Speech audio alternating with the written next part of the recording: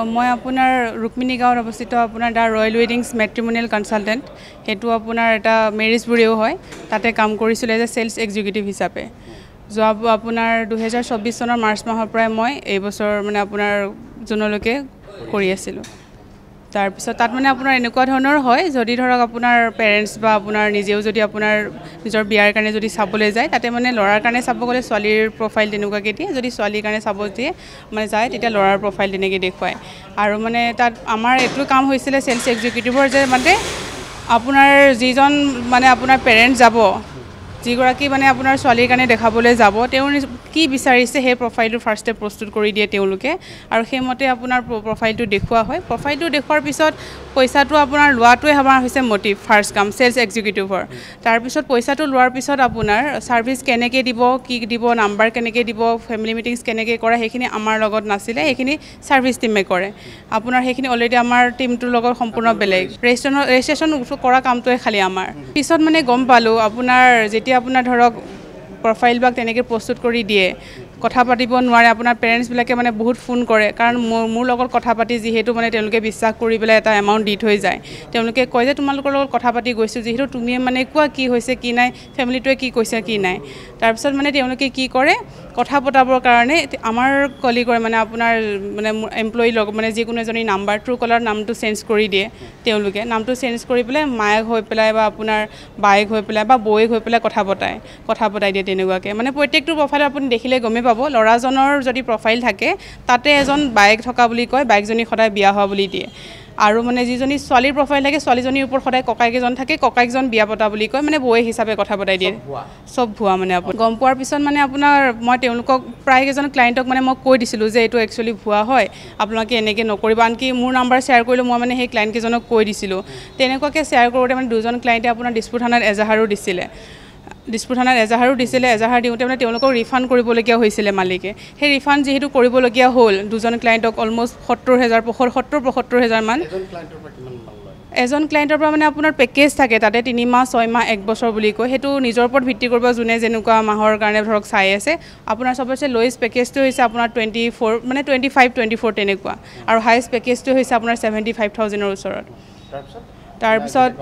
গম পালে আপোনাৰ যেতিয়া ৰিফাণ্ড কৰিবলগীয়া হ'ল তেতিয়া মানে তেওঁ কৈছে যে যিহেতু মানে মই জুন মাহত ওলাই যাম বুলি কৈছিল আৰু তেওঁলোকে নটিছ পিৰিয়ড 3 মাহ সাৰ্ভ কৰিব লাগিব বুলি কৈছিলে 3 মাহত মানে তুমি নতুন এমপ্লয়িজনী তুমি ট্ৰেইন কৰি থৈ যাব লাগিব বুলি কৈছে মই ঠিক সেইমতেই মই মাৰ্চ মাহত যিহেতু মই কৈছিলোঁ যে মই এৰি দিম জবটো মই জুন মাহলৈকে কৰিম আৰু তেনেকৈ মই ট্ৰেইনো কৰাইছিলোঁ দুইজনী ছোৱালীক আৰু মানে প্ৰায় মই এমপ্লয়িক মানে কৈও দিওঁ যে এইটো কথা মানে এইবিলাক বৰ ভাল কাম কৰি থকা নাই কিন্তু দেই মানে এইবিলাক কথাও মানে সিহঁতে গম পাইছিলে তলে মানে মই যে ধৰক কৈ আছোঁ নতুন এমপ্লয়িকবিলাকক ভয় খুৱাই আছিলোঁ আৰু আনকি মানে দুজনমান পুলিচৰ মানে আপোনাৰ কমপ্লেইন পাই পেলাই ক্লায়েণ্টৰ মানে আমাৰ পুলিচ থানাও মানে আপোনাৰ অফিচো ভিজিট কৰিছিলে পুলিচে গৈ পেলাই তেনেকুৱাকৈ আমিও ভয় খাইছিলোঁ বা আপোনাৰ এমপ্লয়িবিলাকেও ভয় খাইছিল এইবিলাক কথাও মানে মই নতুন এমপ্লয়িবিলাকক কৈ দিছিলোঁ তাৰপিছত তেওঁলোকে ভাবিছে মানে এনেকৈতো কৈ থাকিলে বা তাইতো গুচি যাব লগতে নতুন এমপ্লয়িবিলাকো গুচি গ'লে অফিচটো কেনেকৈ চলিব তো সেইটো কাৰণে মোৰ ওপৰত মানে গোটেইবিলাক খুব উজাৰি পেলাই আপোনাৰ 29 তাৰিখে আপোনাৰ অফিচটো বন্ধ কৰি মোক তেনেকৈ মাৰধৰ কৰিছিলে আপোনাৰ অনাৰ যিগৰাকী পিংকি গায়ন আছিল সেইগৰাকীয়ে মানে আপোনাৰ মই চেলাৰীটো খুজিছিলোঁ মই যিহেতু ওলাই যাম আপুনি মোক চেলাৰীটো দি দিব আৰু আপোনাৰ ধৰক ময়ো আপোনাৰ তেতিয়া একো ক'বলগীয়া নাই তেতিয়া তেওঁ মানে ক'লে যে ধৰ মই কিয় তোক চেলাৰীটো দিম যিহেতু মই সেই দুজন ক্লায়েণ্টক ৭০,০০০ টকা ভৰিছোঁ তোৰ কাৰণে কাৰণ তই যিহেতু সঁচা কথা কৈ দিলি তো সেইটো কাৰণে মানে সেইটো মোক কৈছে মই তোক চেলাৰীও নিদিওঁ আৰু তই মোৰ ওচৰত মানে ভিডিঅ' কনফাৰেঞ্চ কৰি থৈ যাব লাগিব যাতে তই অফিচৰ কথা বাহিৰত ক'তো একো নক আৰু ইন ফিউচাৰ যদি কেনেবাকৈ মানে অফিচটোৰ যদি হানি কিবা কৰ তেনেহ'লে তই দায়ী হ'বি সেইটো মানে লিখিতভাৱে লৈছে যদি মই লিখিতভাৱে দি থৈ নাহোঁ সেইদিনাখন মোক সিহঁতে এৰি নিদিয়ে কৈছে তই যিমান ৰাতিলৈকে থাক কাইলৈলৈকে থাকো সেইটো তোৰ কথা মই মুঠতে ইয়াত এনেকৈ বহি থাকিম গোটেই এমপ্লয়িও থাকিব তই মুঠতে যাব নোৱাৰ তেনেকুৱাকৈ মোক ফোন জব্দ কৰি লৈছে মোৰ হাত দুখন এনেকৈ ধৰি পেলাই 3-4 থাপৰমান মাৰিছে তেনেকুৱাকৈ আপোনাৰ যিগৰাকী পিংকি গায়ন হয় তেওঁ তাৰপিছত মই উপায় নাপাই মইতো নিজে বাচি আহিব লাগিব গতিকে মই সেই লিখিতভাৱে আপোনাৰ দি থৈ আহিছোঁ প্লাছ ভিডিঅ' দি থৈ আহিছোঁ মোক ভিডিঅ' কৰাইছে তেনেকৈ মই কনফেছ কৰি থৈ আহিছোঁ জোৰ জবৰদস্তি মই তাৰপিছত যেনে তেনে হ'লেও ওলাই আহি সেই ৰাতি 9:30 মানত আহি পেলাই মই ৰুম পাইছোঁ ৰুম পাই মোৰ লগৰজনীক ফোন কৰি মই গোটেই কথাখিনি ক'লোঁ আৰু সেই ৰাতিয়ে মই গৈছিলোঁ থানালৈ কিন্তু সেই বহুত ৰাতি আপোনাৰ দিছপুৰ থানা যাওঁতে আপোনাৰ এজাহাৰ লিখা মানুহজন নাই আৰু এজাহাৰ লিখা মানুহজনটো নাই পুলিচেও মানে আমাৰ ইমান মানে গুৰুত্ব দিয়া নাই কৈছে ইমান ৰাতি কিয় এজাহাৰ দিব আহিছা অহা কাইলৈ আহিব আৰু আমি মানে বিচাৰিলোঁ দোকানবিলাকত তেনেকুৱা পেজ নাই ঠিক তেনেকৈ আমি এটা দিন ৰৈ দিলোঁ ৰৈ পেলাই আপোনাৰ ৰাতিপুৱাই গৈছোঁ পিছদিনাখন গৈ পেলাই আপোনাৰ এজাহাৰ দিছোঁ তাৰপিছত অচি ছাৰে ক'লে যে তোমাৰ কেছটো আপোনাৰ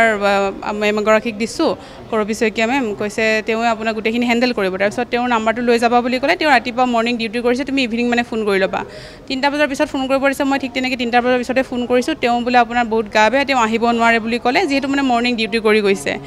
আৰু তেওঁ বেলেগ কেছো চাই আছিলে তাৰপিছত মই ঠিক আছে তেনেহ'লে আৰু এদিন ৰৈ দিছোঁ মানে যিহেতু ৰ'ব দিছে এতিয়া উপায়টো নাই গতিকে আৰু একদিন ৰৈ পিছদিনাখন মই আকৌ ৰাতিপুৱাই আহিলোঁ আহি পেলাই মই মানে আপোনাৰ মানে মেমক গোটেইখিনি কথা ক'লোঁ তাৰপিছত কৈ পেলাই তেওঁ কৈছে মানে ঠিক আছে মই গোটেইখিনি আপোনাৰ ইনভেষ্টিগেশ্যন কৰি মই আপোনাৰ কৰি আছোঁ বুলি ক'লে আৰু তেওঁ ঠিক তেনেকুৱাকৈ মানে আপোনাৰ মাতিও পঠিয়ালে কিন্তু সেই পিংকি মেম আপোনাৰ ধৰক পিংকি গায়ন তেওঁ মানে নাহিলে আৰু আমাৰ যিজন মানে আপোনাৰ তেওঁহে যিহেতু মোক মাৰিছে গতিকে তেওঁৱে আহিব লাগিব কিন্তু তেওঁ নাহি পেলাই তেওঁৰ ভনীয়েক আৰু ভায়েকক পঠিয়াই দিছে তেতিয়া মানে মেমে ক'লে যে এওঁলোক আহিলেতো নহ'ব তেওঁ নিজে আহিব লাগিব যিহেতু ভিক্টিম তেওঁ হয় গতিকে মানে তাৰপিছত মই আকৌ ক'লোঁ যে তেওঁ মাতিয়ে নহ'লে তেওঁক ফোন কৰক আকৌ এবাৰ কিন্তু তেওঁ মানে একো সঁহাৰি নজনালে তেওঁ খালি কৈ আছে যে মোৰ গা বেয়া মই আহিব নোৱাৰোঁ আৰক্ষী ফালৰ পৰাও তেনেকৈ মানে কোনো ধৰণৰ একো এতিয়ালৈকে একশ্যন লোৱা নাই মানে মই এইটোও কৈছিলোঁ যে আপোনালোকে যদি অহা নাই আপোনালোকে নিজে গৈ লৈ আনিবগৈ লাগে বা কি কৰে কি নাই এটলিষ্ট আমাক মানে মুখামুখি কৰি কি হৈছে কি নাই সেইটো বিচাৰ কৰিব লাগে কিন্তু তেওঁলোকে এতিয়ালৈকে এইটো কৰা নাই